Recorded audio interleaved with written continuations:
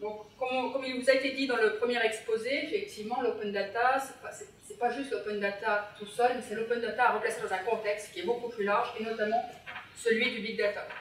Aujourd'hui, toutes les données, on parle de datafication, vous laissez des traces partout, et toutes ces traces font qu'avec les nouveaux moyens d'analyse, data mining, analyse prédictive, profiling, ce qui, au départ, n'est pas une donnée à caractère personnel, peut le devenir selon le contexte, selon qu'elle est interconnectée avec d'autres données.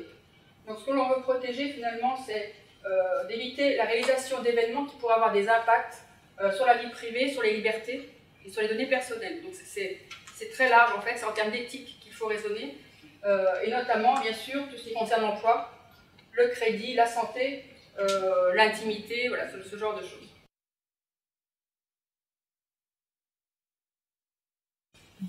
Il n'y a pas de texte sur l'open data. Il y a des textes sur les données publiques, sur l'accès aux documents administratifs, comme on vous l'a dit, puis des textes sur la protection des données à caractère personnel et de la vie privée.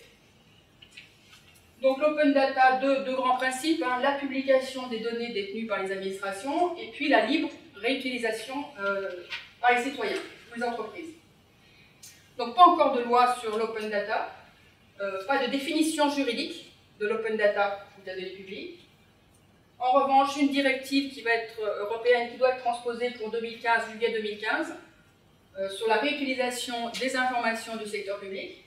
Et puis un autre point aussi, vous avez sûrement tous entendu parler du premier Chief Data Officer dans un pays européen, ça existe déjà aux États-Unis, en la personne de M. Verdier, dont on a parlé tout à l'heure, qui aura un droit de data perquisition. Enfin, l'idée, c'est de pousser un peu à ce que les données soient rendues publiques. Parallèlement, vous avez un cadre juridique de la protection donc, des données personnelles et de la vie privée. La loi informatique et liberté que vous devez tous connaître du 6 janvier 1978, qui est une transposition de la directive européenne de 1995. Une convention du Conseil de l'Europe également sur les traitements de données à caractère personnel. La loi CADA, que nous avons évoquée tout à l'heure. Et puis, comme je vous l'ai dit, au-delà des données à caractère personnel, c'est la vie privée, ce sont les libertés. Et donc, il faut aussi tenir compte de l'article 8 de la Convention européenne des droits de l'homme et de la protection de la vie privée dans le Code civil. Et puis, dernier point très important, un projet de règlement européen sur la protection des données à caractère personnel. Ce projet de règlement européen, attendu initialement pour 2014, mais qui, en raison des très forts lobbies au niveau de l'Europe, lobby américain notamment, hein, on l'imagine, a un peu du mal à avancer, mais qui en tout cas devrait sortir fin d'année ou 2015, avec, je vous en dirai un mot tout à l'heure, mais beaucoup plus de responsabilités, de nouvelles obligations et des fortes sanctions.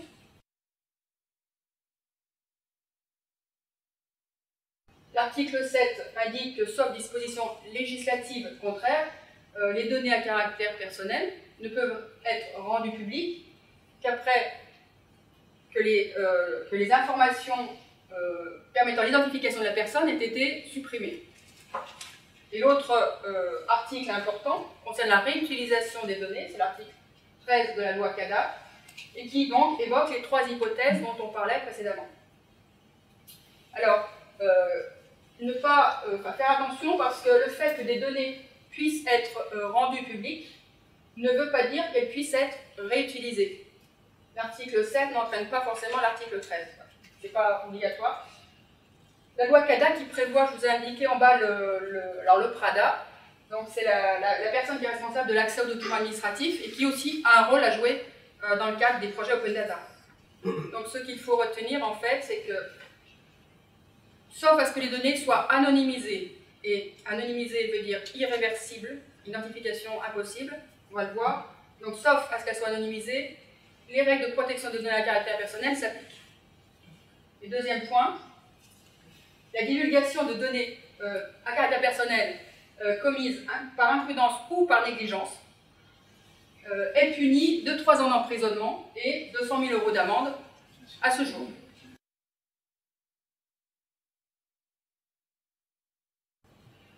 Bon, bien sûr, tout ce qui est formalité auprès de la CNIL, je pense que ça, vous devez le savoir, mais en cas de réutilisation, on a un nouveau traitement. Or, tout traitement de données à caractère personnel doit être notifié à la CNIL, soit sous forme de déclaration, soit pour les traitements les plus risqués sous forme, c'est une autorisation préalable. Ensuite, les données à caractère personnel doivent avoir une base légale, c'est-à-dire que, par exemple, c'est le consentement de la personne, mais ça peut être la loi, ça peut être une autre base légale, elles sont citées en tout cas par la loi.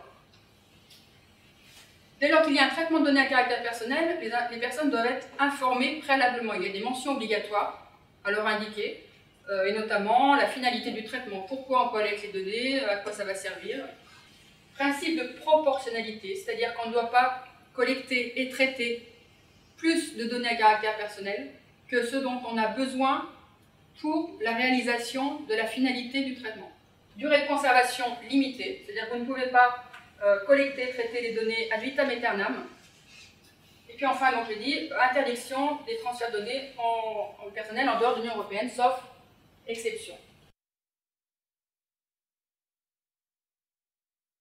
En matière de protection des données à caractère personnel, les personnes ont des droits. Donc tout un chacun, vous comme moi, avons des droits. Nous avons le droit de nous opposer au traitement de nos données pour des motifs d'intérêt légitimes, mais c'est difficile de trouver des motifs qui ne soient pas légitimes aujourd'hui, qui soient aussi opposés. Donc, sauf bien sûr à ce qui est loi. Hein. Donc on peut s'opposer au traitement de ces données. On a un droit d'accès aussi à ces données à caractère personnel, c'est-à-dire que chaque personne peut demander à l'administration et à l'entreprise quelles sont les données que vous détenez sur moi. Et donc l'entreprise a l'obligation de lui indiquer les données qu'elle détient sur lui dans un délai de 2 mois. Et puis enfin, la personne a un droit de rectification, c'est-à-dire qu'elle peut vous dire eh bien, les données que vous avez ne sont pas à jour, ne sont pas exactes, je vous demande de les rectifier. Et cette obligation de rectification veut dire que si vous avez sous-traité le traitement de la donnée quelque part, vous devez aussi en informer les sous-traitants, puisque vous êtes responsable. Alors oui, j'allais oublier l'essentiel. Enfin, le projet de règlement européen, quand même, dont je vous ai parlé, en matière de protection des données à caractère personnel, par exemple, une nouvelle obligation qui est la notification des failles de sécurité qui ont un impact sur les données à caractère personnel et sur la vie privée.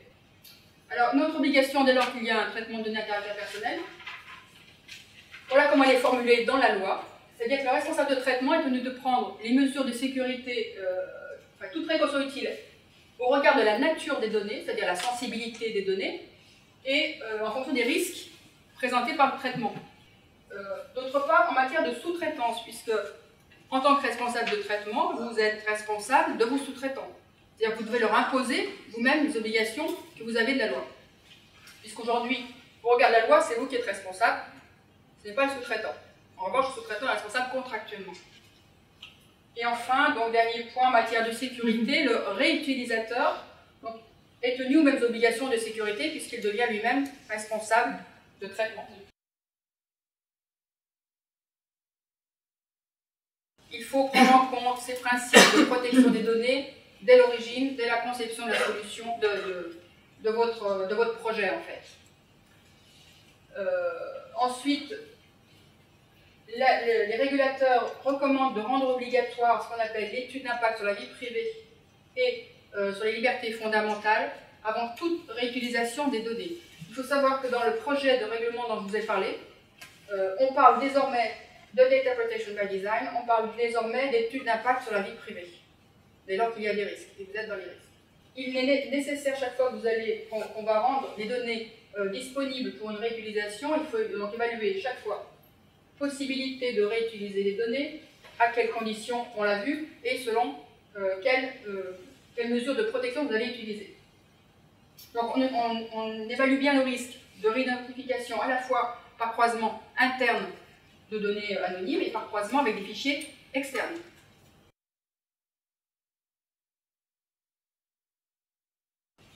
Alors pour conclure, donc je vous ai parlé là j'ai du privacy, bon, parce qu'en fait, depuis longtemps on parle de privacy by design au Canada et aux États-Unis. Donc en Europe on a voulu parler de data protection by design, mais c'est la même philosophie.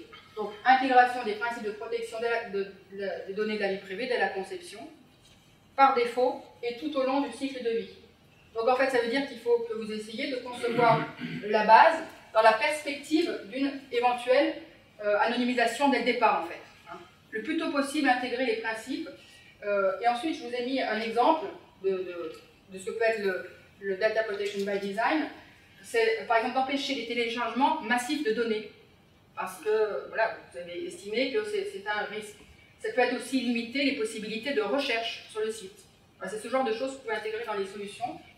Voilà. Et puis donc, juste cet article qui est l'article du prochain règlement, dont je vous ai parlé sur la protection des données à caractère personnel, et avec ce qui nous indique que c'est un sujet qui est désormais dans les textes aujourd'hui.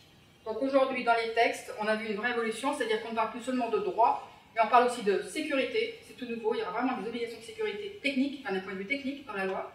Et d'autre part, il y aura ces obligations d'intégrer le droit dans les solutions technologiques.